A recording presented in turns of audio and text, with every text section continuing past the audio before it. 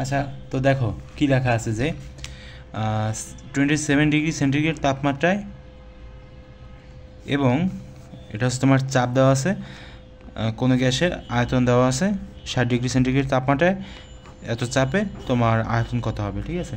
তো এখানে ভাই আমরা কিসের সূত্র ব্যবহার করব? আমরা ভাই ওই যে এই সূত্রটা ব্যবহার করবো, আমি তোমাদেরকে দেখাই।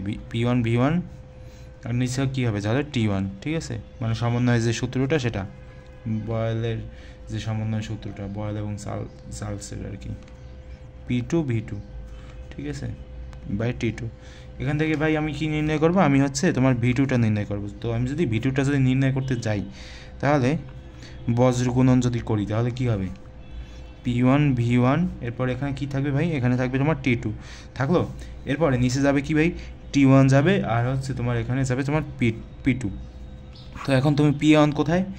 P1 হচ্ছে তোমার এই যে দেখতে পাচ্ছ, এটা হচ্ছে তোমার P1, যে 5 গুণ 10⁵, আর এরপর হচ্ছে তোমার V1 কই ভাই?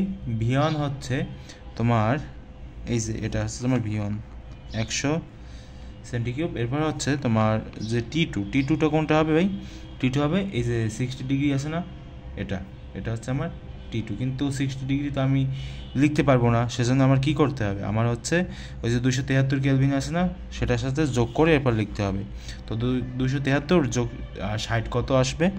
আসবে হচ্ছে তোমার 333। তো আসলো। এখন T1 কত? T1 হচ্ছে তোমার এটা। এখন 27 ডিগ্রি সেন্টিগ্রেড লিখতে পারবো না, কি লিখতে হবে? কেলভিনে লিখতে হবে। তো লেখো কেলভিনে যে 300 কেলভিন, 27 আর হচ্ছে তোমার 273 কত? 300 না, সেটা আর কি। T1 দিলা, এরপর P2 কি? P2 হচ্ছে তোমার এখানে P2 হচ্ছে 10 গুণ 10⁵, এই যে এটা। তো এখন ক্যালকুলেশন করো, ক্যালকুলেশন করলে দেখো কত আসে। তাহলে হচ্ছে তোমার যে আয়তনটা, অর্থাৎ এর আয়তন কত, এটা চেয়েছিল না কোশ্চেনে, সেটা এসে পড়বে, ঠিক আছে। তো তুমি যদি ক্যালকুলেশন করো, যেটা আসবে সেটা হচ্ছে 55.5। কোন এককে হবে ভাই? সেন্টিকিউব এককে হবে। কেন? কারণ এটা হচ্ছে তোমার আয়তন, সেজন্য। বুঝতে কি পেরেছো?